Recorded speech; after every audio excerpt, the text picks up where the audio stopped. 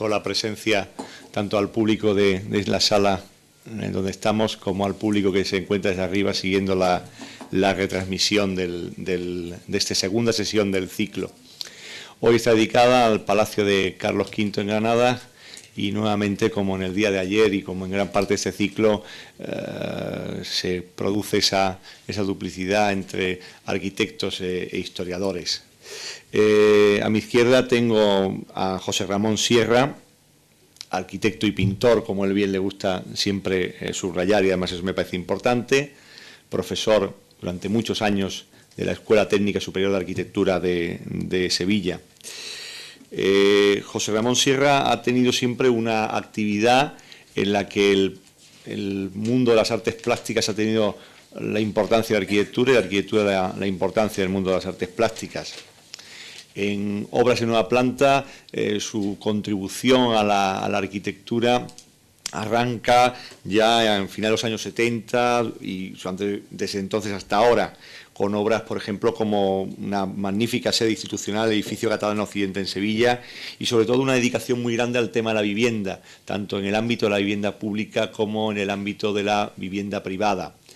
Este ámbito de la vivienda privada es el que también le ha llevado a ponerse en contacto en muchísimas ocasiones con el tema de la rehabilitación. Es de las personas que de una manera más sistemática hizo una aproximación científica y al mismo tiempo enormemente creativa al tema de la rehabilitación de las viviendas singulares en el centro histórico de una ciudad tan compleja como Sevilla. Al margen de eso, has actuado en obras que muchas de ellas precisamente le han puesto en contacto con realidades como las que hoy vamos a analizar. Fue autor del proyecto de la restauración, rehabilitación de la Biblioteca Colombina, la Catedral de Sevilla, de la parte correspondiente a la iglesia y al conjunto, digamos, más íntimo del monasterio de la Cartuja Santa María de las Cuevas, para el proyecto de la Exposición Universal de 1992, y por tanto conoce muy bien todo este mundo. Ha tenido también una importante actividad como teórico, en el sentido sobre todo de aproximación a la interpretación y mirada sobre la arquitectura. Su manual de dibujo de arquitectura tiene como subtítulo Contra la representación, lo cual para una persona que ha sido profesor durante mucho tiempo de expresión gráfica o de diseño, de dibujo, etcétera, esto marca, creo que mucho su perfil, un perfil siempre polemista, no en el sentido de francotirador, sino en el sentido bastante más serio del término. Es autor de un magnífico trabajo que nos ha servido muchísimo de referencia sobre el tema de la Casa Sevillana. Por citar alguna de sus obras, a mí hay una que su propio título ya me habla bastante de lo que es la personalidad de José Ramón, sobre el destino poético de los objetos cotidianos. En la casa del artista no adolescente habita el diseño. Es la mirada... No habita el diseño, perdón. Es la mirada, ya digo, de alguien con ese ánimo de hacernos mirar el primero y después hacernos mirar las cosas de un modo distinto, y yo creo que es una magnífica oportunidad el acercamiento a una obra tan compleja, y si usáramos un símil arquitectónico, una referencia arquitectónica y contradictoria, como el Palacio de Carlos V en la Alhambra de Granada. Por su parte, a mi derecha, Fernando Marías, catedrático de Historia del Arte de la Universidad Autónoma de Madrid, que es pues una de las máximas autoridades, y no la máxima para que nadie se sienta ofendido, en arquitectura española de los siglos XVI y XVII. Fernando ha sido profesor, ha sido investigador en instituciones tan prestigiosas como el Instituto Diego Velázquez o la Fundación Getty en Estados Unidos, por señalar alguna de ellas.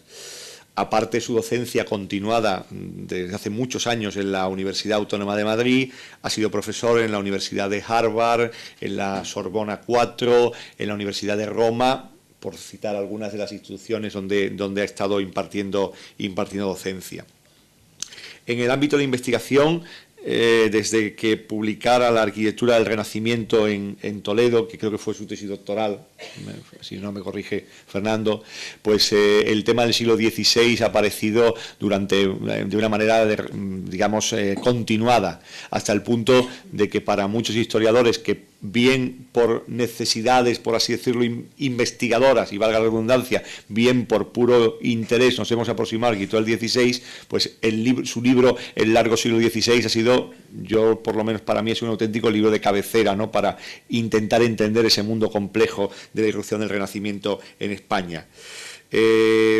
Por citar otras obras, se ha preocupado también no solo del ámbito de la arquitectura, sino de la pintura, en el fondo de la cultura de la época, con monografías dedicadas al Greco o dedicadas a Velázquez. Sus últimos trabajos es una monografía dedicada al Hospital Tavera de Toledo y un libro, que comentaba yo con él precisamente, que está casi acabado de aparecer, dedicado al viaje de Charles Garnier, el arquitecto francés del siglo XIX, por España. Por último, y eso también, digamos, es un título me parece muy importante en un tema como el que vamos a tratar, ha sido miembro desde el año 85 y vicepresidente desde el 98 del Centro Internacional de Estudios de Arquitectura Andrea Palladio, una de las instituciones más prestigiosas en este ámbito de la arquitectura del siglos XVI y XVII. Bien, antes de empezar con las intenciones de cada uno de ellos, como ayer, simplemente un barrido visual por esta obra que es el Palacio de Carlos V en Granada, ese edificio que cuando uno visita la Alhambra de Granada y yo suelo prestar atención a las opiniones que la gente que la visita tiene sobre él, pues ahí suele generar más de una controversia entre quienes observan el edificio con perplejidad y quienes directamente no saben qué hacer con él pensando en los palacios de la Alhambra de Granada. Es un edificio que aparece con una potencia extraordinaria en la colina de la Alhambra de Granada, un edificio que, por tanto, tiene un impacto visual y compositivo sobre todo este contexto, un edificio en torno al cual gravitan muchísimas dudas, problemas, atribuciones, y de ello hablarán sobradamente tanto José Ramón como Sierra como Fernando Marías, que tiene una figura como Pedro Machuca, como el pintor Pedro Machuca, siempre apareciendo como la referencia de lo que puede ser el diseño de la obra, pero que tiene un destinatario, Carlos V, el emperador de España, Carlos V I de España y V de Alemania, el emperador, ese hombre que llega en el 16 y que a partir de ahí va a crear, va a proporcionar, digamos, en torno al cual va a realizarse un primer cambio importante en todo lo que es la arquitectura española. El edificio básicamente está pensado, entre otras cosas, para cantar la gloria del emperador, a través de una pieza, ya digo, intensísima en cuanto a los debates sobre sus fuentes, sobre la autoría, una pieza que marca la iconografía de la ciudad de Granada desde el siglo XVI-XVII hasta el presente, y en el que basta con fijarse en algunas plantas, desde una planta académica del siglo XIX hasta una planta actual del Patronato de la Alhambra, para darnos cuenta de que visualmente es una marca. No hace mucho Álvaro Siza recibía el doctorado honoris causa por la Universidad de Sevilla y decía que el edificio se pegaba, aterrizaba, por así decirlo, con contundencia sobre la colina de la Alhambra. Un edificio además cuyo lenguaje arquitectónico es una extraordinaria complejidad, lleno de matices, lleno de detalles, con una realidad para la arquitectura española sobre la que creo que ahora vamos a oír hablar mucho y bien, y que además tiene para colmo como protagonista principal una pieza tan singular como su patio, ese inmenso vacío, hace unos días casi metafísico, del patio, donde además luego para colmo se llena todo de guiños arquitectónicos, de problemas dentro de todo ese mundo en el que la arquitectura está evidentemente saliendo de lo que es el legado de la Edad Media y transformándose a pasos acelerados. Un edificio, por último y para concluir, con una historia muy azarosa, como casi todas estas obras importantes. Un edificio con muchos elementos pendientes de culminación, un edificio en el que podemos todavía encontrarnos imágenes tan sugerentes como esta, con la conciencia de que lo que estamos viendo ahora es indudablemente el resultado de un proceso que se inició en el siglo XVI y que ha concluido, podemos decir, prácticamente o incluso casi en nuestros días.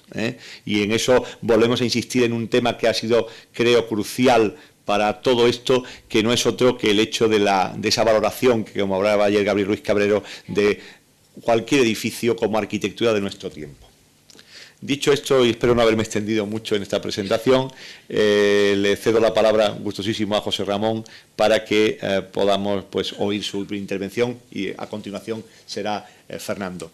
Pues comienzo mi intervención. Muchísimas gracias a la Fundación por la invitación. Muchas gracias a Javier por haberme invitado. Y empiezo diciendo que Granada fue, después de Sevilla, no sé si habría que bajar un poco más la luz de la sala, quizás, no sé si habrá algunas imágenes que no se van a ver bien.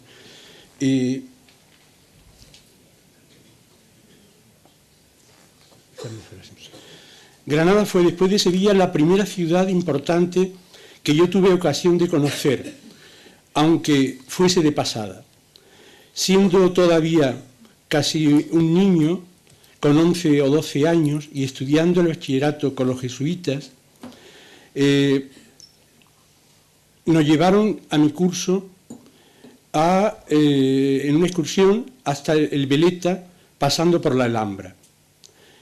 De ese viaje tengo un recuerdo instantáneo del Pico Nevado y ningún recuerdo de la ciudad, ni de su catedral, ni de los palacios nazaríes, quizá entonces reconocidos como familiares, hermanos o primos o tíos del Alcázar sevillano.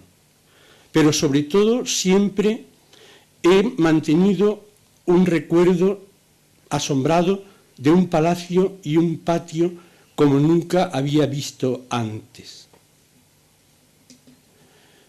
Esa punzada en la memoria poco a poco fue transformándose en un inexplicado y mantenido interés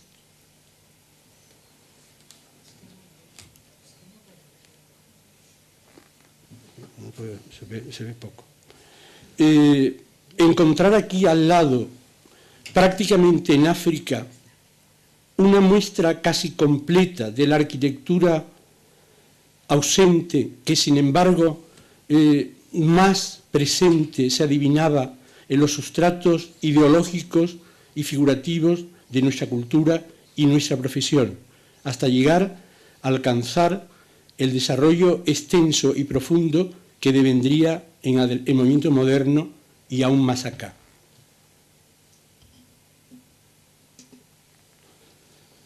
Si tuviese hoy que ofrecer algún tipo de clave sencilla que algo justificara esa atracción por aquel viejo caserón, elegiría seguramente la idea de rareza, ajena a otras instancias después ineludibles de su presencia. ¿Quién lo encargó? ¿Para qué? ¿Con qué intención? ¿Quién lo ideó? ¿Quién lo proyectó? ¿Por qué no se acabó? ¿Y por qué se abandonó? ¿Por qué fue como es y no de cualesquiera de las otras maneras tan a los usos hispánicos del momento, como el Palacio Real de Valladolid o el Palacio del Pardo? Según reconocía el mismo Tafuri, muchas de estas preguntas están destinadas a permanecer sin respuesta. Y ello a pesar de los denodados e inteligentes esfuerzos que él mismo, Tafuri, junto a otros ilustres estudiosos del monumento, como Rosenthal, Fernando Marías y Antonio González Capitel, han desarrollado en su búsqueda, ayudándonos a su entendimiento y también a su disfrute. La primera vez que Tafuri vio y visitó el palacio fue durante una memorable excursión que realizamos en la primavera del 74 con su mujer y 3 amigos más sevillanos en coche desde Sevilla, visitando Úbeda, Baeza, Jaén y Granada, comenzando entonces para él otra historia personal de esfuerzos y obsesiones. Debo advertir enseguida que Mi interés por el edificio no radica en la medida en la que vayamos conociendo más sobre él, desvelando velos que lo cubren y lo cubrieron, o siendo capaces de elaborar hipótesis que mientras tanto avancen soluciones razonables y sugerentes. Mi interés radica solamente en la posibilidad de que continúe sintiendo algo en su contacto, de que siga alimentando mi trabajo de la manera y en la medida que sea su recuerdo y su presencia. Hablábamos de rarezas.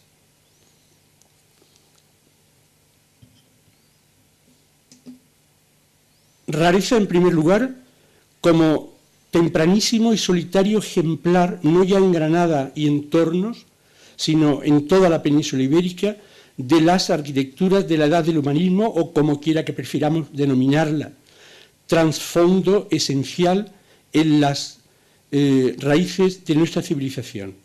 En paisajes domésticos de interminables supervivencias de antiguas maneras que de puro sobrevivir alcanzan condición de eternas, pensemos que la catedral sevillana se consagra por primera vez solo 20 años antes del comienzo del Palacio Granadino, en un gótico que perdurará hasta las últimas portadas de finales del XIX y principios del XX, era sorprendente la aparición de una obra tan cerca nuestra y tan en la periferia europea, en la que pudiera reconocerse otros mundos y con ellos las maneras que están casi al mismo tiempo desarrollándose en el ámbito extenso y rico del Renacimiento italiano. Todas las experiencias artísticas valiosas que pudiéramos atesorar al hilo de nuestros vaivenes cotidianos, entre ellas las profundas y persistentes raigambres mudéjares y la omnipresencia urbana de las arquitecturas rurales, aparecían extrañas e inarticulables ante la emoción de su presencia. Rareza también por la anormal calidad relativa de su aparato figurativo y de su sintaxis constructiva. Raras soluciones de llamativa perfección escultórica de sus almohadillados, casi excesivos. Raros y espléndidos detalles en las argollas de bronce de sus fachadas, en los relieves italianos de los pedestales que narran batallas imperiales. Raro y alto nivel de calidad en tantos otros detalles, como los frontones de sus suecos, las guirnaldas florales de los dinteles altos, las molduras con las que terminan en los paramentos los óculos superiores de fachada, etc.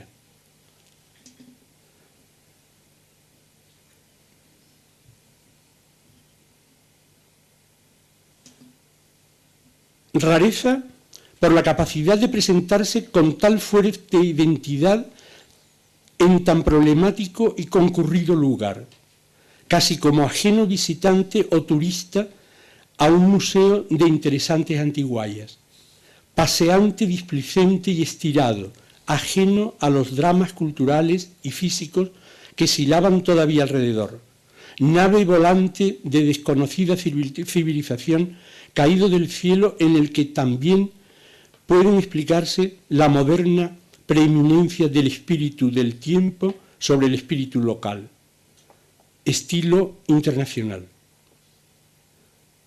Y rareza sobre todo por la sofisticada y casi milagrosa invención de una caja fuerte y cerrada, casi hermética, que esconde en su interior una joya perfecta, un vacío que lo llena todo y que nos arrastra. Dentro no hay nada. Rareza por la suprema perfección de esa nada. Y finalmente, rara adecuación de los materiales elegidos, de sus texturas, de su color. Piedra pudinga, al parecer, de las canteras de la Loja vecina, que hace predominar sus tonos dorados, suaves y terrosos que rozan los rosas y rojos de la Acrópolis granadina. Como ocurre en tantos otros ejemplos de programas residenciales más o menos palaciegos, no parece fácil desarrollar un análisis funcional convincente donde las exigencias de uso se entremezclan y confunden con otras de representación y presencia social o simbología política. De modo que las intenciones proyectuales parecen permanecer veladas o solo sugeridas. Una primera estancia nupcial imperial pudo detectar deficiencias operativas, quizá dimensionales, quizá distributivas. Parece dudosa la posibilidad de entender el palacio como mero anexo funcional y tampoco como estricto escudo defensivo y protector de los recintos nazaríes, que en todo caso sería una funcionalidad insólita y rarísima. En cualquier caso, circunstancias documentales de antiguo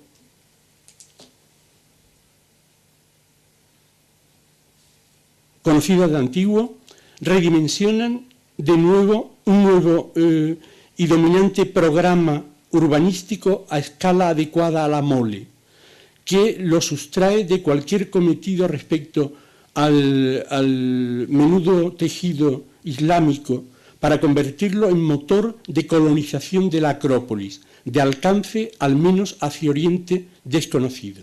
Al sur y poniente sí aparecen definidos espacios urbanos nuevos, casi de implantación fundacional urbana en asentamiento abierto y plano, que cuesta imaginar en la naturaleza problemática y de geometrías constreñidas que la Acrópolis ofrecía.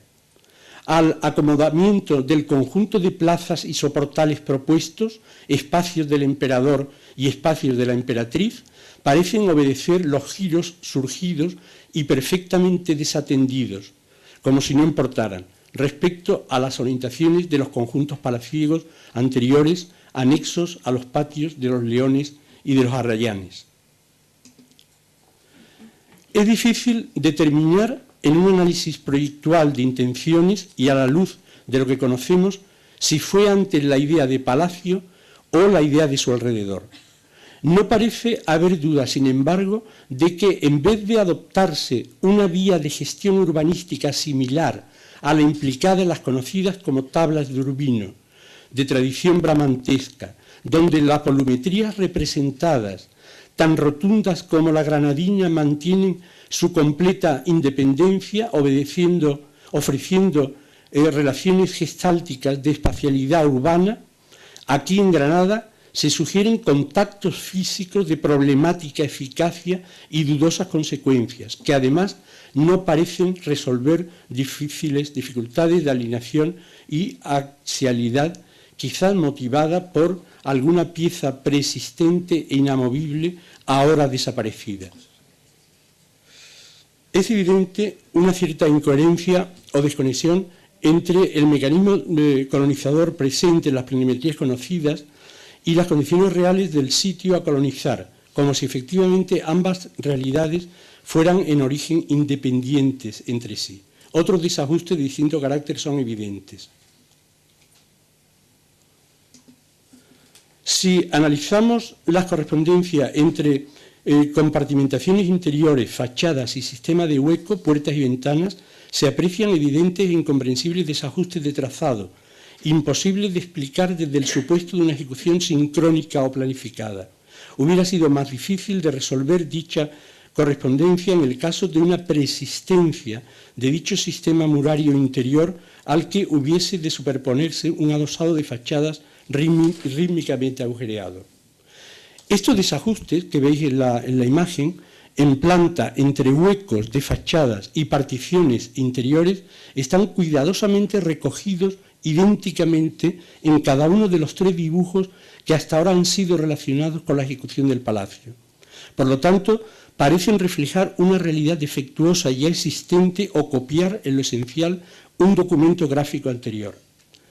Y como en ninguno de ellos se aprecia ningún rastro de duda ninguna huella de corrección, de corregir, ni un soplo de pensamiento, ninguno de ellos puede, en mi opinión, ser considerado documento de proyecto, no sólo como ordenamiento original de los órdenes de ejecución, sino tampoco como perteneciente a ninguno de los momentos decisorios que el proyecto o la ejecución encierran.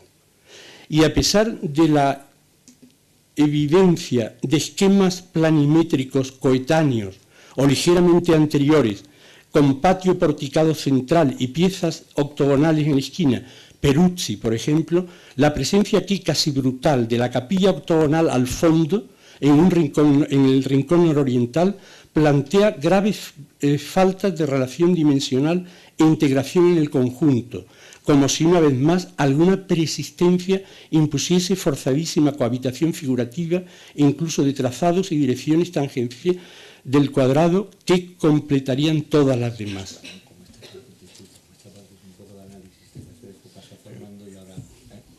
Bien, lamento, digamos, interrumpir a José Ramón ahí, pero como vamos a entrar en temas, está entrando en temas que corresponden al ámbito, digamos, compositivo del Palacio, me gustaría que Fernando interviniera ya para poder a partir de ahí iniciar un poco el juego con su mirada como historiador, en este caso, del Palacio. Si minoras. Sí.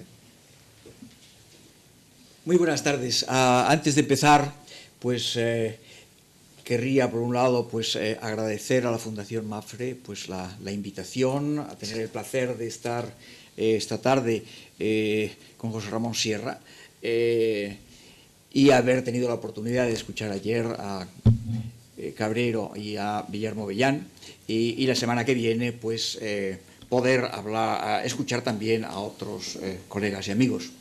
Y agradecer, lógicamente, no solo por la invitación personalizada, sino por la presentación, pues, a Javier Rodríguez Barberán. Yo he de decir que no soy arquitecto, por si no ha quedado suficientemente claro. Que si Juan de Herrera decía que él era medio proporcional entre artífice y no artífice, pues yo soy medio proporcional entre historiador del arte y historiador de la arquitectura. Y por lo tanto, pues envidio la capacidad de los diseños que José Ramón comenzaba a mostrarnos y que ya nos ha mostrado con una distancia mayor al objeto de nuestro interés esta tarde. Y yo tengo que pues recurrir, diríamos, a otros instrumentos, como son la palabra, como es el dibujo, pero yo pues pinto mal. Yo recuerdo siempre la anécdota de Gutiérrez Solana, decía, se le dice a la botella, pinta, y la botella pinta mal, pinta, pero pinta mal. Pues yo pinto, pero fatal, dibujo, pero fatal. Por lo tanto, tengo que recurrir más a otro instrumento, que es el de la fotografía. Comienzo con esta imagen porque intentaba hasta cierto punto pues, recoger el guante que nos lanzaba ayer Javier, diciendo, bueno, pues un poco plantearos cuál es la primera memoria, el primer recuerdo que tenéis de este edificio. Pues yo también tengo una memoria adolescente, casi juvenil, no infantil. He intentado pues, recuperar con alguna diapositiva, pero no he conseguido. He estado toda la mañana tirado por el suelo y metido en cajas de diapositivas ya abandonadas para escanearla, pero no lo he conseguido. Pero sí recuerdo como un elemento fundamental el que era un edificio cuyo patio no estaba cubierto. Esto es la penúltima fotografía que ha puesto Javier, pues yo tengo esa, en algún momento la encontraré, en el cual no existía la techumbre del piso superior. Y por lo tanto era un edificio fundamentalmente que daba una impresión de abandonado, nunca acabado, y hasta cierto punto después yo he encontrado un texto que me gustaría leerles, porque creo que en cierto sentido pues nos puede situar históricamente en el contexto en el que se construye este palacio. En el siglo XVIII, y esta imagen quería ser, diríamos, no mi primera memoria, sino algunas de las últimas memorias que yo tengo de la Alhambra y del Palacio de Carlos V, envuelta en un poco de misterio, es un edificio que a cierto punto ha estado, yo creo que muy difícil de ver. Yo no puedo pensar, no puedo dejar de olvidar que, bueno, para llegar a este edificio, y luego intentaré hacer un recorrido, pues había que entrar en un recinto fortificado, lleno de torres, puertas, y donde bueno, no había un amable sitio de visita turística, sino que era el alojamiento, diríamos, en algún momento de los reyes se aparecían, pero fundamentalmente de la Capitanía General de Andalucía y del cuartel de la Caballería Ligera de Granada. Por lo tanto, cuartel militar de mucha importancia, cuando además pensamos que entre 1492 y yo creo que comienzos del 17, la sensación que se tenía en Granada era estar en una ciudad sitiada. Solamente hay que leer las cartas del padre del marqués de Mondéjar, que es el que lleva, diríamos, la construcción como cliente en Granada, y no Carlos V o Isabel de Portugal en la distancia de la corte, y la obsesión que tienen ante el peligro inminente de una sublevación, de una revuelta, y por lo tanto diríamos el papel fundamental de custodio del orden, y del orden, diríamos, del Estado, representado por el gobernador, el sitiado, diríamos, en la Alhambra.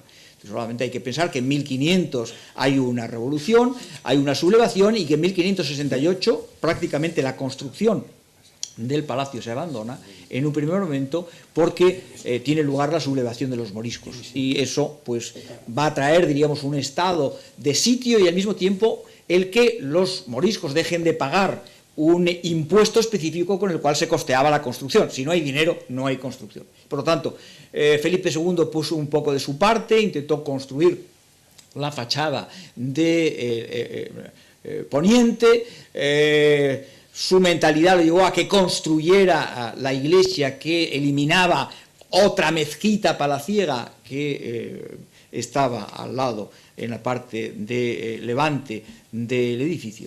Y por lo tanto, diríamos, nos encontramos en una situación, diríamos, de haber ocupado un espacio y de no perdonarlo, diríamos, la parte del Islam. Por eso quería recordar, aunque pueda parecer absolutamente pues políticamente incorrecto en estas épocas de alianzas de civilizaciones, lo que escribe en 1766 el embajador del rey de Marruecos después de estar en Granada.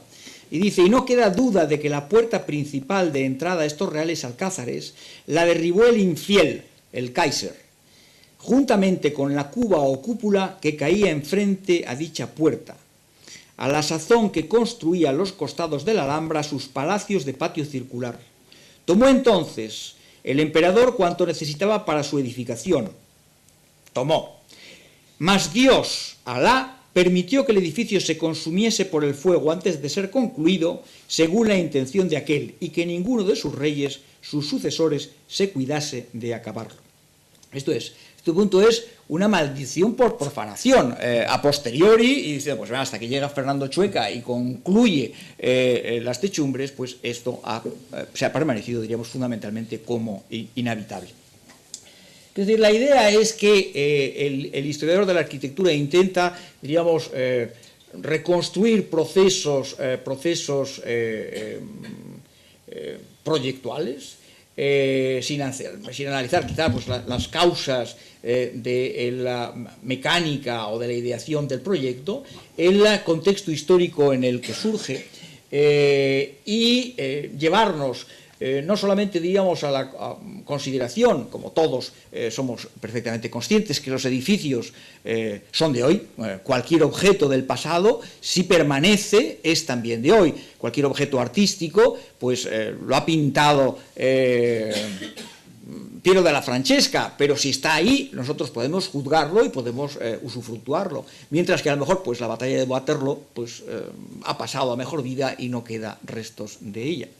De ahí que haya traído esta imagen, que es una de las primera imagen que tenemos del palacio en construcción, es de 1567, por lo tanto el año anterior a que se vaya a cerrar fundamentalmente la fábrica, mostrando el muro, el frente meridional.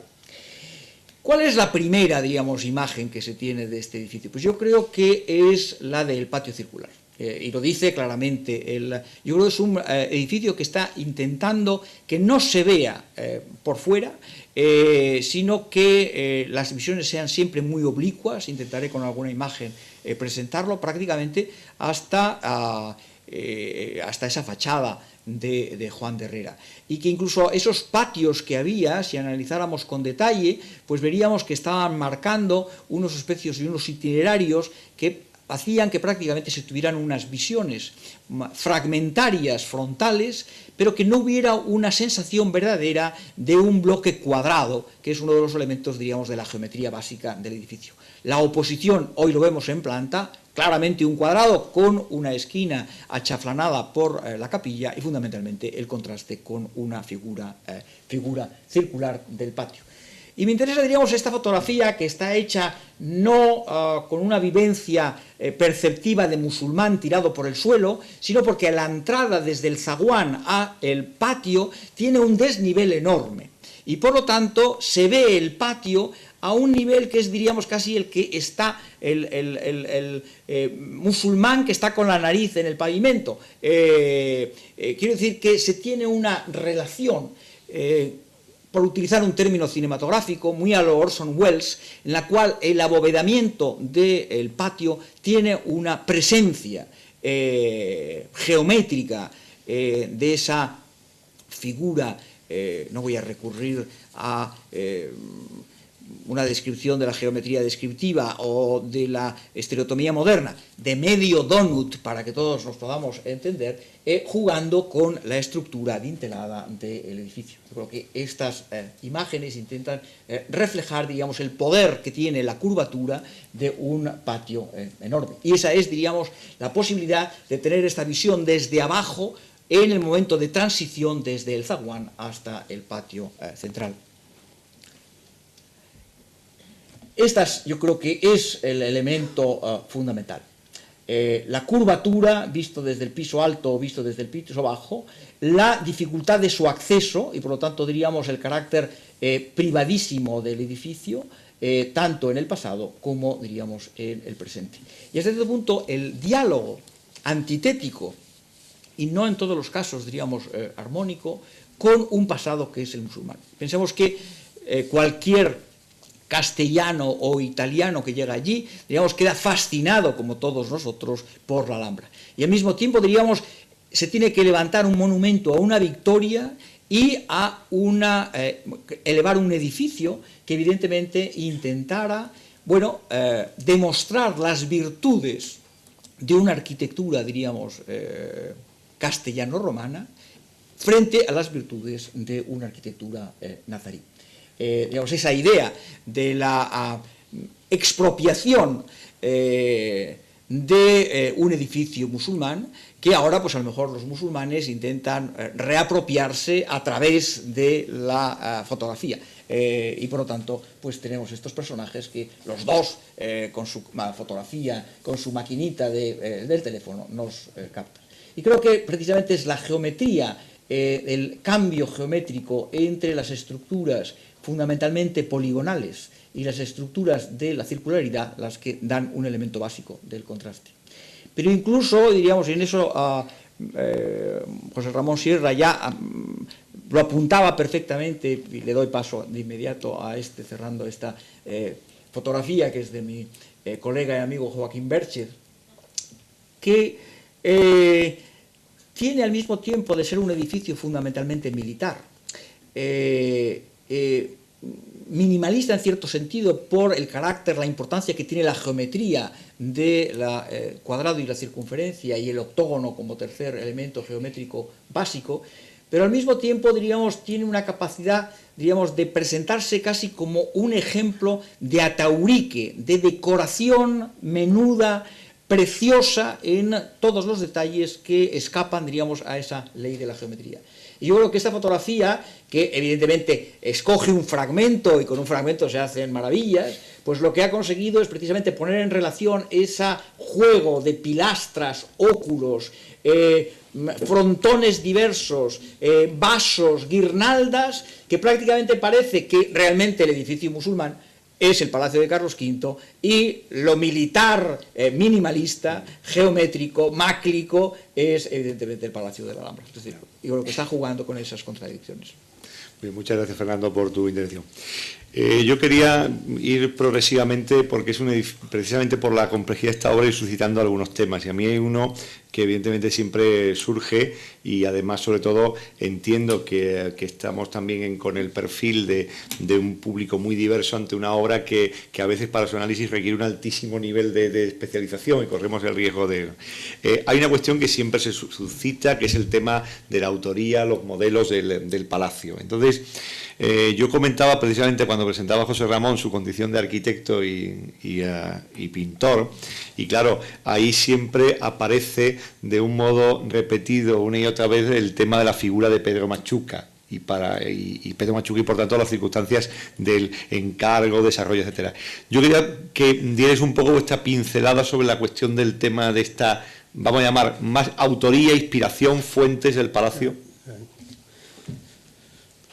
Sí, bueno, yo me refería antes al problema de los trazados, que realmente se ha dicho muchas veces que es una planta que está rigurosísimamente trazada y cuando en realidad no es verdad. Es decir, cuando se hace un intento por reconstruir la geometría en la cual esas trazas estarían basadas y fiándonos de las planimetrías más recientes, pues resulta que lo que aparece es esto que veis en la imagen, ¿no?, donde realmente no hay unos trazados de geometría rigurosa, sino lo que yo llamo, recordando a Chillida, pues lo que sería un rumor de límites, ¿no?, donde no hay nada realmente preciso. Y de hecho eso va en detrimento de los anchos de las crujías, que no hay dos crujías iguales, incluso dentro de la misma crujía se produce un desfase entre un sector y otro en cuanto a las medidas de sus estructuras, ¿no? Entonces, si os parece, voy a terminar porque el tema de la autoría está aquí de una manera un poco especial que me gustaría terminar esto, ¿no? No queda mucho. Entonces,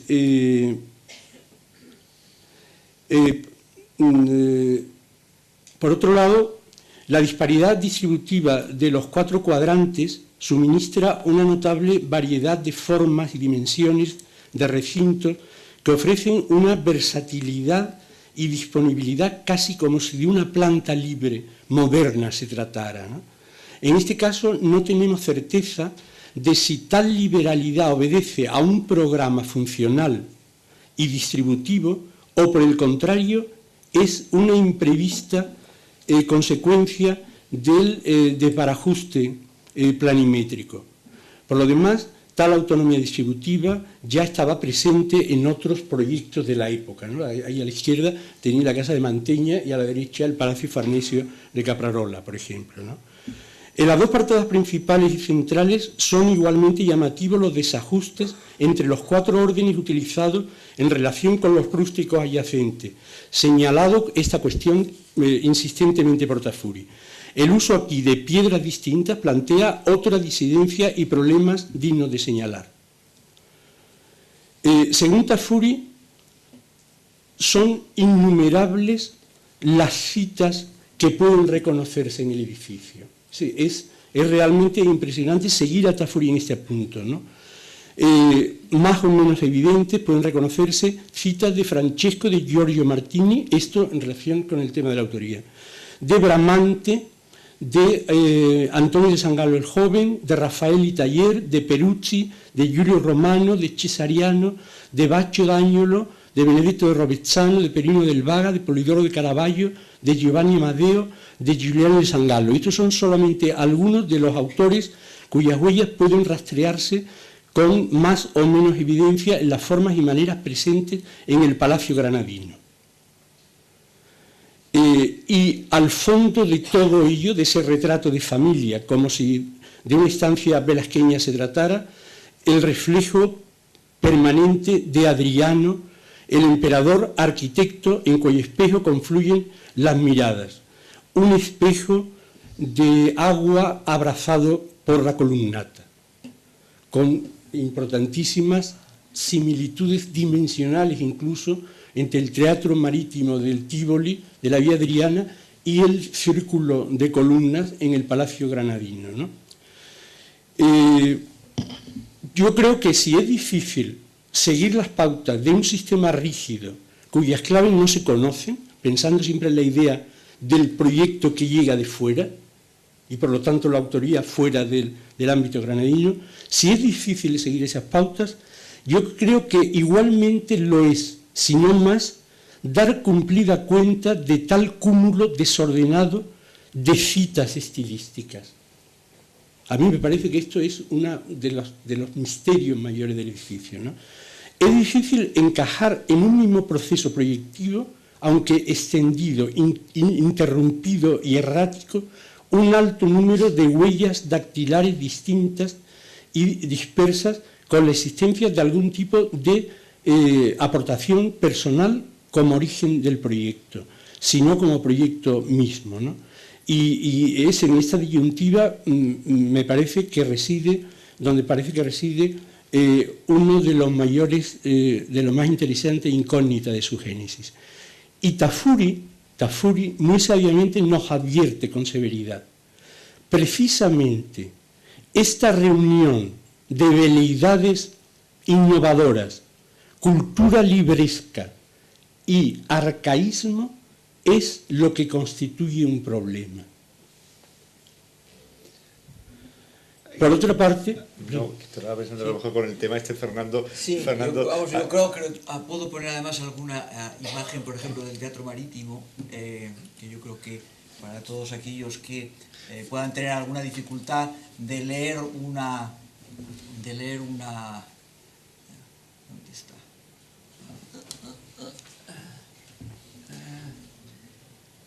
De leer un alzado a partir de una planta. Bueno, yo creía que la tenía, pero lo he debido borrar en alguna... bueno, esto es los restos del Teatro Marítimo de la Villa Adriana de Tívoli. Yo creo que el planteamiento que hace José Ramón es perfectamente ajustado. Pero yo creo que en cierto sentido es explicable si pensamos un poco en las circunstancias de la génesis del proyecto.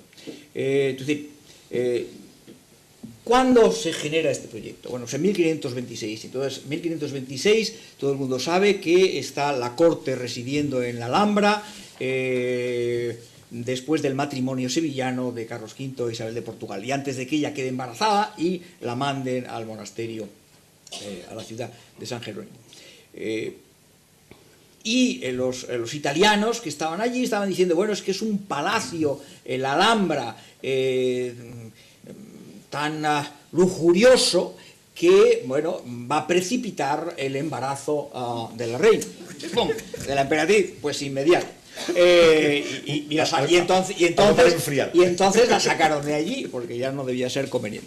Quiero decir que la idea de lo que tenemos el año 26 es una conjunción astral para reírse de otras conjunciones astrales. Quiero decir que ahí se reúne Carlos V, Isabel de Portugal, que tenía cierta cultura, el veneciano Andrea Navallero, que es como diríamos el gran sabio veneciano, Baldassare de Castiglioni, que es el gran sabio romano, el cardenal Salviati, otro sabio en arquitectura, Pedro Mártir de Anglería, que ha hecho sus pinitos también interesado por la arquitectura, don Luis Hurtado de Mendoza, que es el marqués de Mondéjar, que conocía Italia, por lo tanto que tiene una cultura italiana y una obsesión como su padre.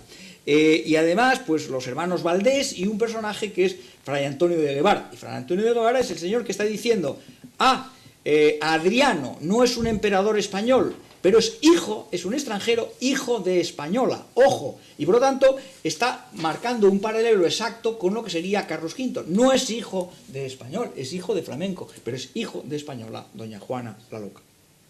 Quiero decir que esa idea, yo solo puedo pensar que la génesis de un edificio como este se crea con muchas tardes en la Alhambra charlando, y todos estos personajes con una cultura arquitectónica dando ideas, aportando dibujos sobre un pedazo de papel, recabando de Pedro Machuca, que ha estado en Roma y ha trabajado con Rafael, o incluso quizá con Miguel Ángel, pues aquellas cosas que pudiera haber traído en sus cuadernos de dibujos desde Italia.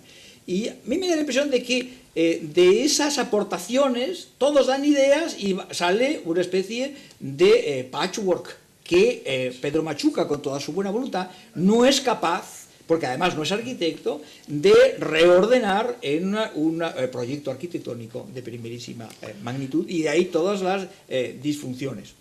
Entonces, diríamos, una obsesión por hacer un patio redondo dentro de una estructura Y bueno, eso, cuando un arquitecto empieza a tirar muros, crear simetrías y habilitar habitaciones con funciones adecuadas, pues no es evidentemente fácil.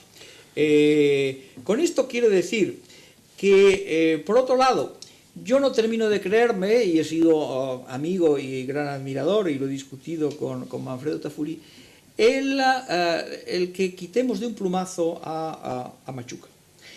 Yo creo que Giulio Romano está detrás, pero con el Mediterráneo de por medio, que todos los arquitectos italianos están por allá, pero yo creo que el Palacio de Machuca es algo que está diseñado en Granada. Esto es, que está diseñado en diálogo armonioso y antitético con la Alhambra. Y eso ni Giulio Romano, ni Francesco di Giorgio, que estaba criando malvas, ni Bramante, que estaba criando malvas, podían haber tenido la experiencia de la Alhambra.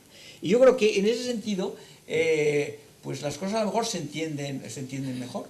Es decir, cuando pensamos en un edificio del Renacimiento, y pensamos en el Renacimiento en su conjunto, no nos damos cuenta a cierto punto que es que no había nada en España mínimamente comparable a este palacio cuando se empieza y comenzarían a circular copias de los dibujos de Machuca.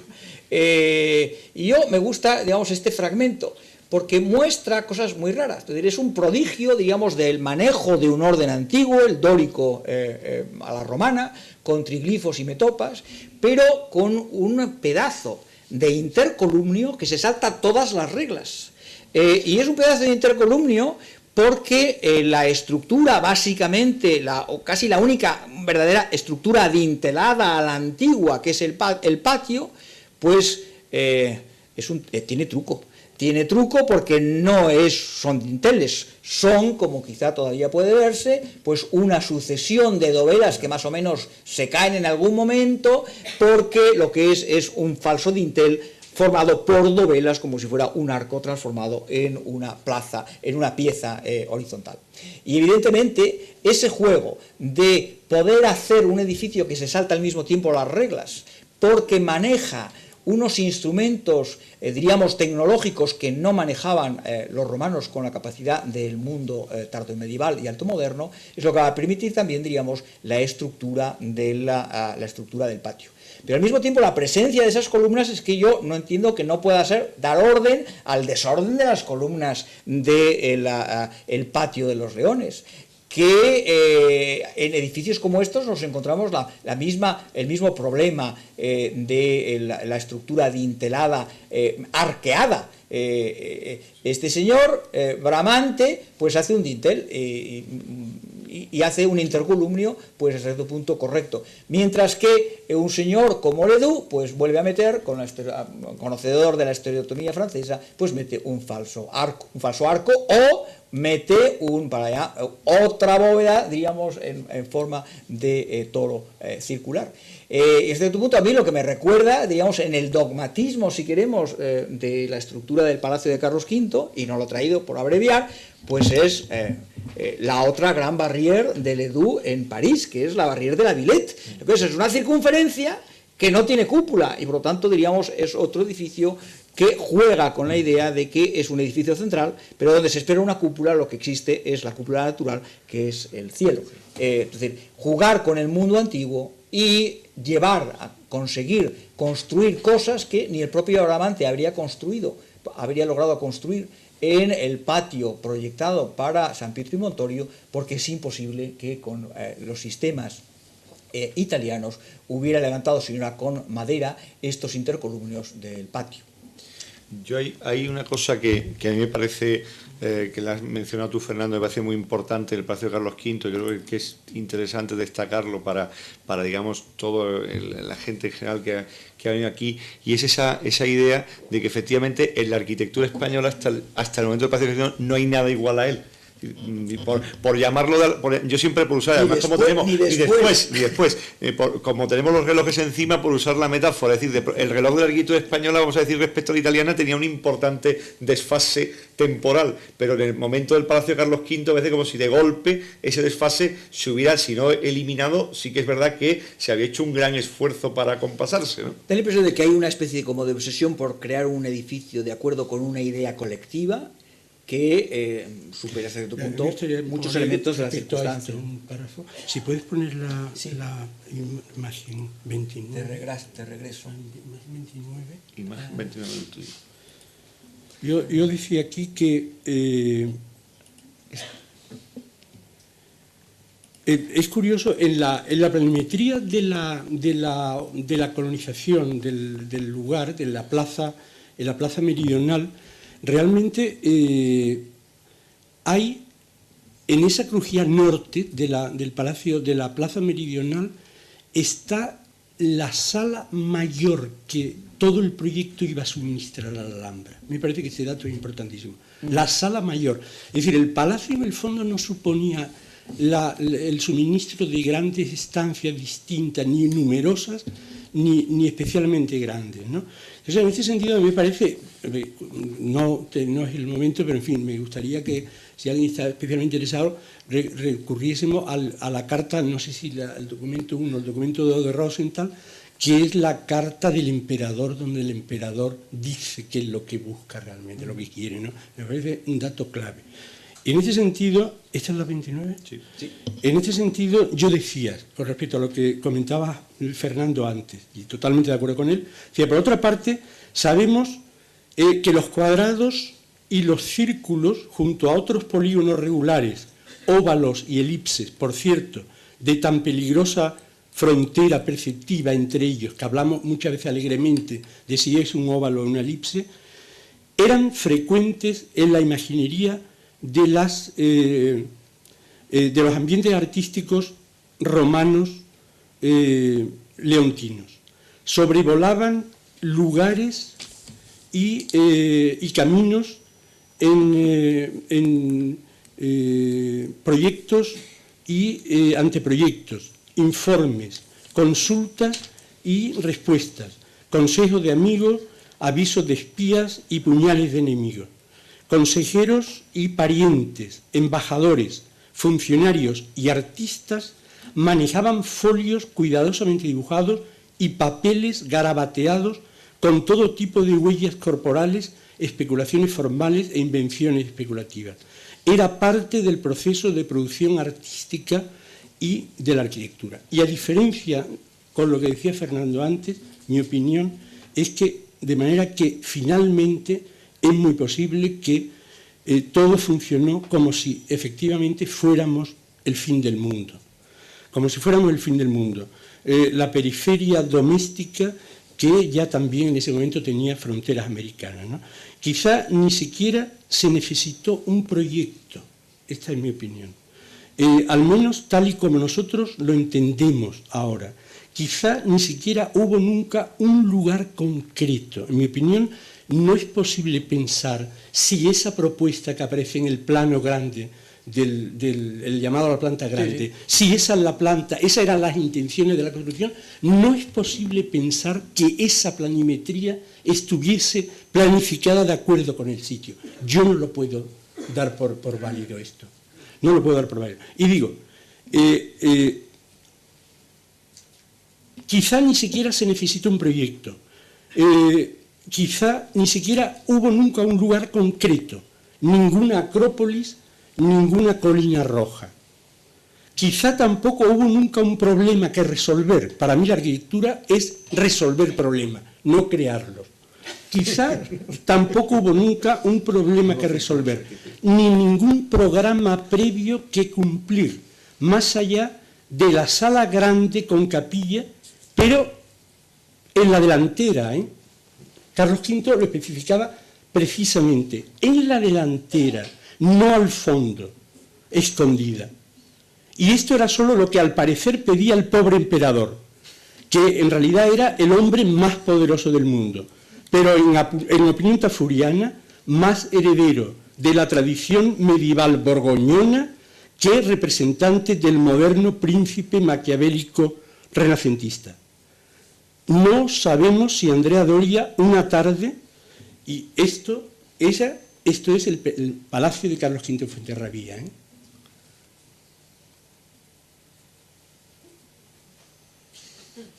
Estás marcando.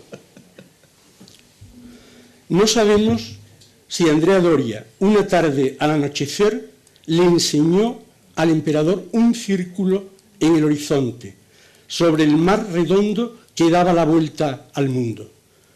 Todo parece indicar en el Palacio Granadino que hablaron de otras cosas. Este es su palacio en Fuenterrabía. Se ha visto en este patio una sala cubierta por el firmamento desde donde sentir el centro del poder y la gloria. Nada de eso llegó a ser cumplido. Un cúmulo de acontecimientos en contra terminaron por torcer y quebrar definitivamente otra sucesión anterior de decisiones arriesgadas y problemáticas, dicen que surgidas de una apasionada luna de miel. El conjunto palaciego quedó solo en una mole de piedra abandonada, en medio de la colina pelada, por donde dicen que pasean de noche las sombras de los Hurtado de Mendoza y de los Machuca, que parecen salir cuando llegan las sombras de Vega y las de Siloé. Sobre una colina sobre una casi perfecta mole de piedra, dicen que cayó insistente una perfecta gota de agua, que poco a poco fue formando en su interior un patio perfecto. Una gota de agua, yo diría más bien una gota de aire, que fue formando en su interior un patio perfecto, que con la fuerza indomable de su perfección y su belleza, expandiéndose, fue horadando las entrañas de piedra como un cáncer perfecto va poco a poco carcomiendo el cuerpo entero, en eterno recuerdo de un imperio imposible. Entonces, tras las impresiones poéticas de José Ramón, me gustaría el planteamiento de Fernando ante esto, y para eso toma la planta grande otra vez. Sí. De este edificio, que yo entiendo que incluso para los no iniciados puede llegar a resultar un edificio torturante en muchos sentidos. No, yo creo que es un edificio apasionante. Yo creo que porque es que puedan muchas lecturas distintas. No, pero yo no creo que sean tantas lecturas distintas. Yo creo que José Ramón, tú decías un par de cosas que, bueno, se has añadido, entonces, a la geometría del cuadrado, del octógono, de la circunferencia, pero un par de elipses, pseudoelipses, óvalos, lo que queramos. Bueno, es que lo que parece es que además el palacio quería ser un tratado de geometría euclidiana, el cual se demostrara los sistemas de construcción de las elipses, y que por encima, diríamos, de cumplimentar unos programas funcionales de habitabilidad, de usar para unas funciones muy precisas los diferentes espacios del palacio, pues lo que estaba imperando era una idea que llevaba a que todas esas grandes salas de fastos, pues estuviera colocada fuera del cuadrado de Marra. Es decir, que como arquitectura Eso me va a decir Fernando, que es una cosa que mucha gente la pregunta sobre el palacio. ¿Dónde está la gran sala que uno espera de un palacio? Claro. ¿Y dónde está la capilla en la delantera? ¿Dónde está la capilla de la delantera? Pues no está, porque no había forma de colocar la capilla en la delantera. Yo volvería y a cierto punto pues divergería en este punto únicamente lo que ha dicho José Ramón. Yo creo que estos dibujos, y aquí he colocado pues el dibujo grande, el pergamino grande y un detalle, pues yo creo, y luego veremos el pergamino pequeño y el dibujo que yo atribuyo a Diego de Siloé, pues yo creo que si analizáramos realmente la materialidad del objeto que tenemos, pues yo creo que nos entenderíamos bastante bien el tema. Pero Fernando, un momento. Esta planta, que es la que tú atribuyes, me parece a Siloé, ¿no? No. Si mal no recuerdo. No, yo la que atribuyo a Siloé es esta. ¿De acuerdo? Entonces, en esta planta me parece muy interesante que es el dibujo segundo que he puesto de la corona, es esta pared agujereada. Sí, yo iba a sacar un poco el tema de la última diapositiva que tú ponías, la planta con dos anillos de columnas. Entonces, dos anillos de columnas, pues es como el modelo del patio de San Pietro y Montorio que yo señalaba antes. El proyecto no realizado. El no realizado, Fernando, precisamente por la imposibilidad de resolver los dinteles. Es que es absoluto. No solo los dinteles, las alturas de las columnas. Quiero decir que cuando yo coloco un patio que va a ir sobre dos columnas y una es más grande que la otra, es evidente que no solamente tiene que ser más ancha, sino más alta, con lo cual tendríamos que tener un edificio con no un abovedamiento simétrico, el donut simétrico, sino el donut asimétrico. Eso es imposible. Y además habrían venido todos los italianos y decir, pero usted cómo hace una estructura con una columna más grande que otra cuando tendría que estar vinculada.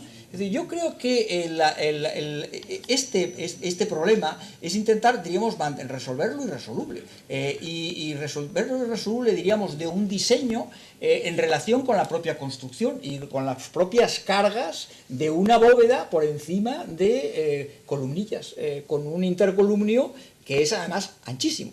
Yo creo que aquí un señor que era más arquitecto, como Siloé, pues por lo menos metió unos pilares con medias columnas. De todas maneras, en esta planta hay una diferencia con la planta... Poner arcos aquí, de verdad, no unos faltos... Con la planta de Bramante, una diferencia muy importante, que en la planta de Bramante la primera columnata está muy cerca del centro.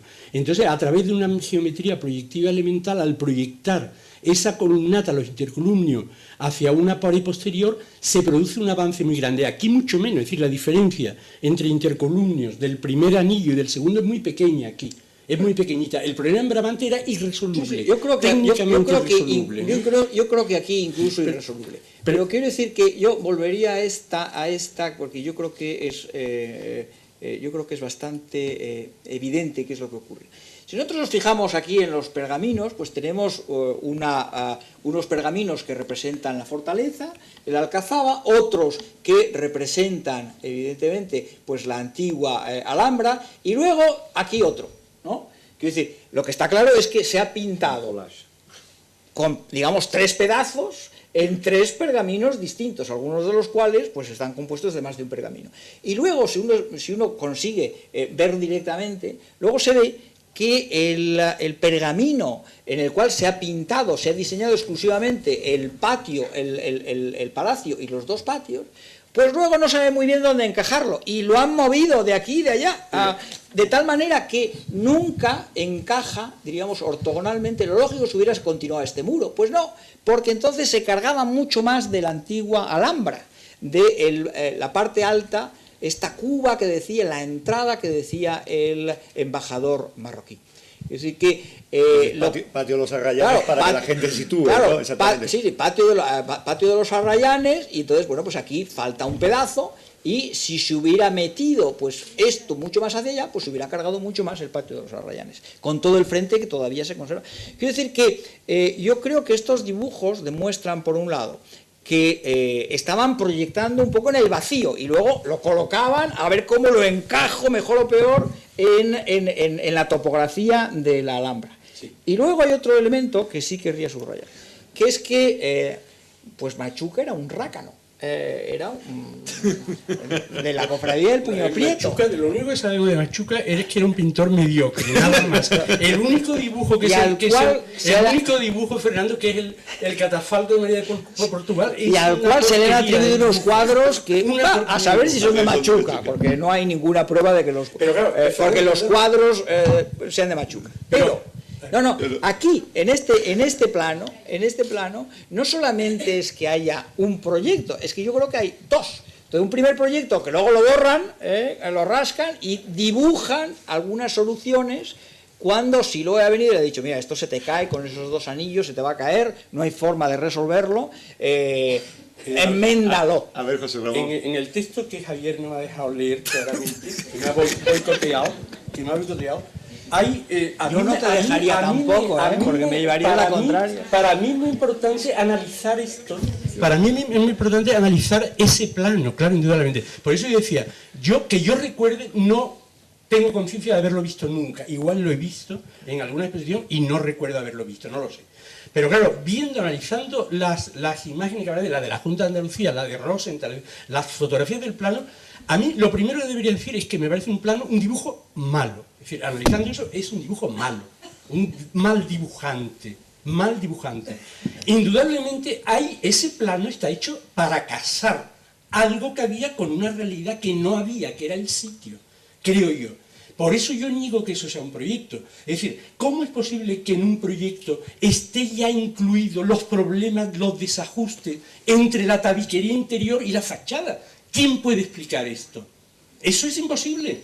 Están en los 3 exactamente igual, Fernando, en los 3 idénticos, recogido esas anomalías, en los 3. No, pero fíjate el corte, mira, pero a ver, me corta, es que va cortándolo con unas Sí, perdona, pero el corte o sea, tenía un plano más rectangular y lo recortaba. Es que es la única manera de encajar la plaza del emperador con la quilla de la Acrópolis, es la única manera, teniendo en cuenta además aquí este problema. Sí. Ese problema. Porque Tafuri dice, bueno, aquí se produce un desajuste entre la entrada axial, que no es axial con la entrada después del palacio. Pero claro, el problema está aquí, porque realmente si esto se hubiera llevado a la misma cota que aquello, está esto en medio, hubiera interrumpido la galería. Ese elemento es un problema interesante. Explica lo que es el elemento para la gente. No lo sé, es que ha desaparecido después. Ha desaparecido, están los 3 planos, pero después ha desaparecido. Y no se construye. No, pero sí, es que esto no tiene sentido como construcción. Es lo que tenía que recibir el doble arco. No, yo creo que algún sentido tiene. Lo que pasa es que nos parece que es una cosa un poquito por demás. Quiero decir, yo creo que tiene sentido porque en esta pared se ven un arranque de un arco. Aquí tenía que haber un arranque de un arco. Sí, está el arranque, claro, pero no puede ser un arco tan alto como para que llegara hasta aquí el arranque del otro lado, el Salmer meridional. Es un resto militar seguramente, pero Fernando, ¿en qué cabeza cabe después, cuando ya se produce eso en ese ambiente? Yo no estoy de acuerdo con Tafuri en el tema de Giuliano, no lo estoy de acuerdo. Y precisamente a mí me parece que tampoco me han dejado que lo diga, que para mí uno de los problemas más importantes en la composición del palacio son las fachadas y especialmente la logia llamada de la emperatriz. A mí me parece que es otro elemento que puede proceder de Giulio Romano, pero que está metido absolutamente como un calzador. Es decir, al final esos dibujos que llegaban de una manera azarosa a Granada, hay alguien encargado en meterlo como un puzzle, como un rompecabezas. Y está claro que hay una incompetencia notable en la persona que estaba encargada de eso. Para mí eso es evidente, lo siento mucho. Y no puedo, de hecho realmente estas plantas lo que tratan es de resolver esos problemas. ¿Cómo es posible que en ese momento en Italia se pensara que un edificio como este, que es un edificio que vive solo con la esquina, bastan las 4 esquinas para tener el palacio? Las esquinas son de una fuerza excepcional, las 4 esquinas, quitando la desgraciada capilla que tampoco estoy esperando que algún historiador se meta ahí y explique por fin eso. ¿De dónde viene esa capilla? Porque es que tú me dirás que yo la veo absolutamente incoherente con el palacio. Pero digo, ¿cómo es posible que en este momento nadie en Italia pensara, después de lo de Urbino que he dicho, que todo el sistema de plaza tenía que resolverse con unos arcos que salen de esa esquina?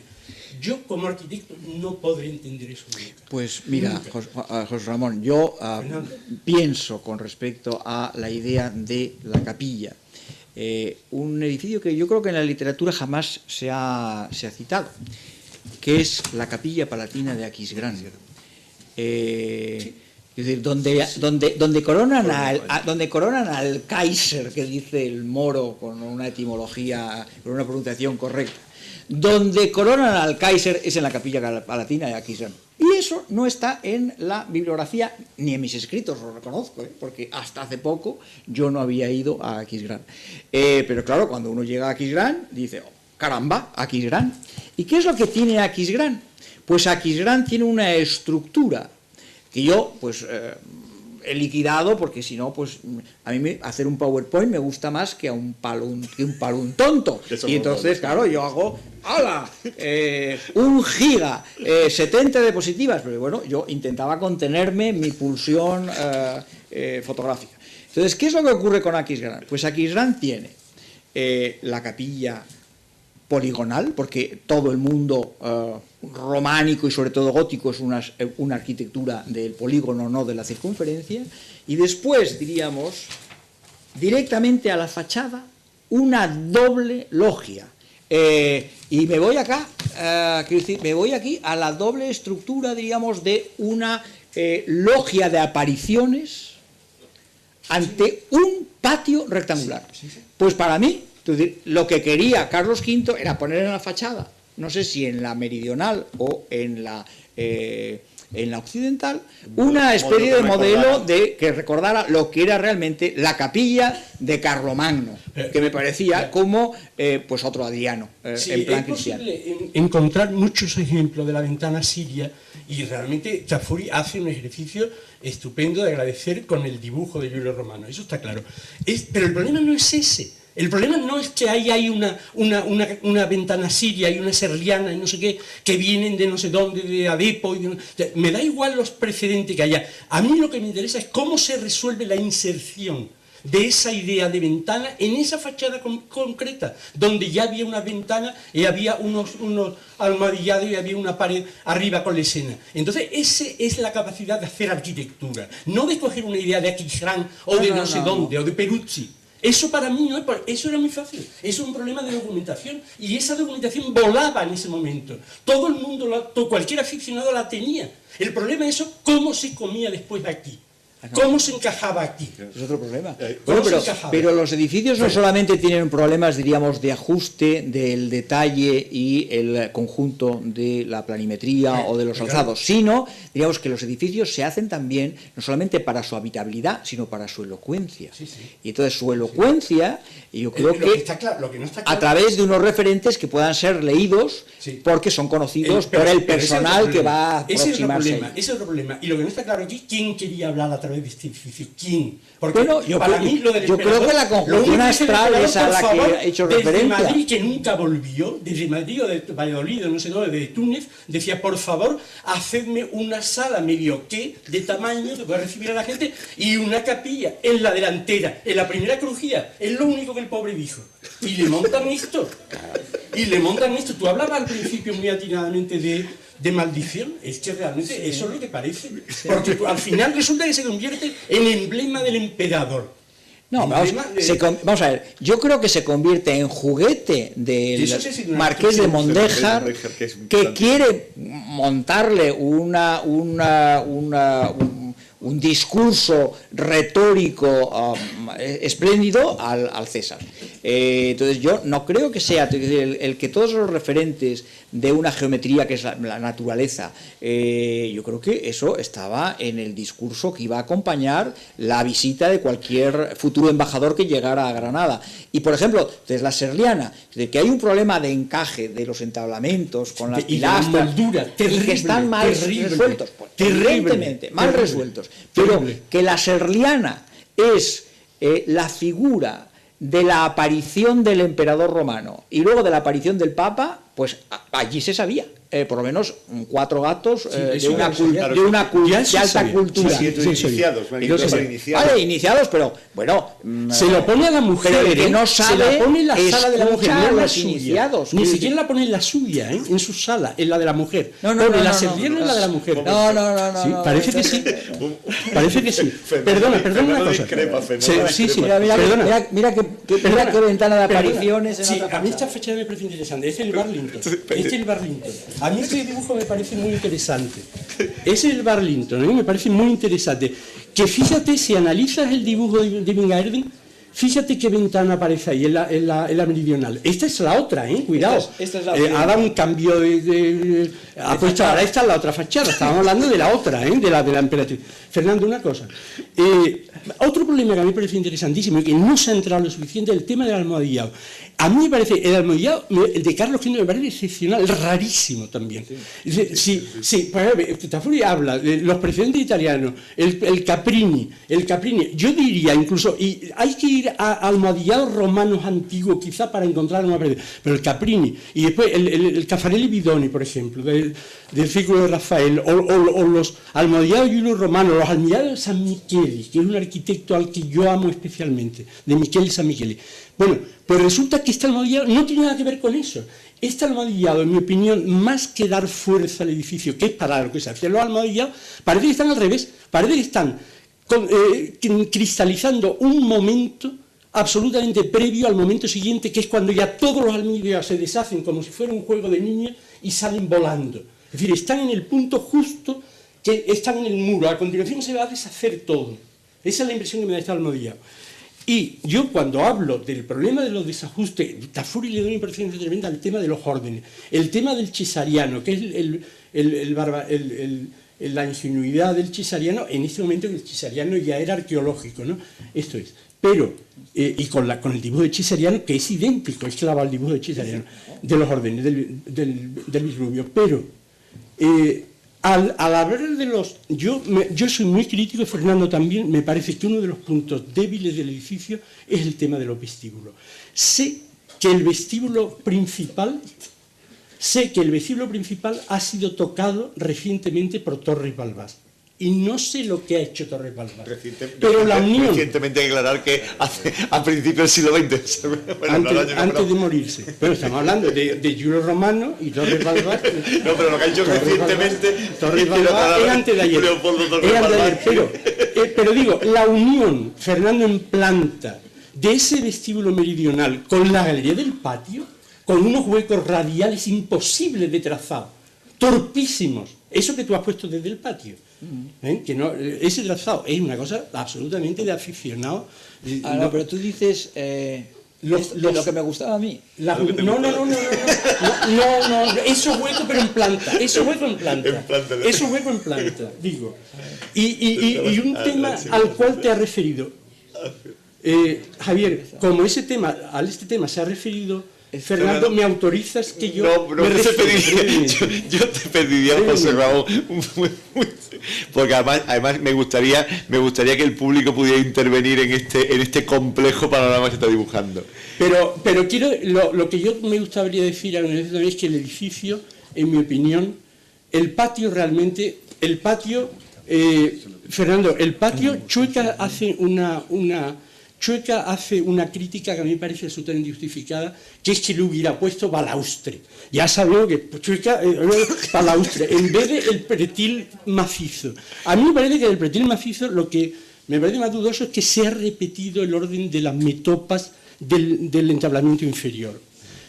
Pero desde luego el pretil macizo da una potencia a ese patio, de una perfección que desde luego los balaustres de Chueca, maldita la gracia.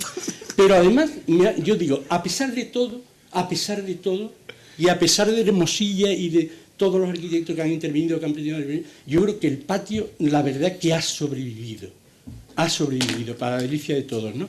Y ha sobrevivido, además, sobre todo a las últimas intervenciones, Fernando, lo siento, que me parecen deplorables. A mí me parece deplorable el techo de la galería alta,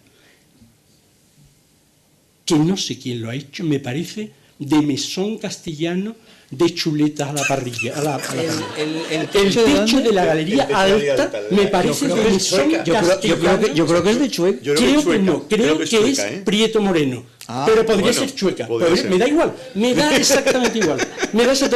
Pero don Fernando Chueca hizo algún mesón castellano en Toledo. A pesar de mi amigo Antón, que creo que no está aquí, que lo pone por las nubes por ser el primero que fija los ejes quebrados en esta entrada, que me parece... Yo creo que el balaustre era inservible. Y no solamente desde un punto de vista visual, sino que creo que los quitamiedos, el parapeto, sirve, diríamos, como botarel de un arbotante de una iglesia gótica. Es decir, de colocar un peso sobre los plomos, sobre los arcos, sobre los dinteles y las columnas. Y me parece deplorable la reciente del siglo también pasado, pavimentación del patio, lo siento mucho. Un patio, ese patio, además, a diferencia de Antón, el palacio no puede ser leído como entrada de nada. Fernando, lo siento. No es camino de nada, no es acceso de nada, y por lo tanto no es vestíbulo de los palacios nazaríes. Lo siento, pero no, es imposible leer eso.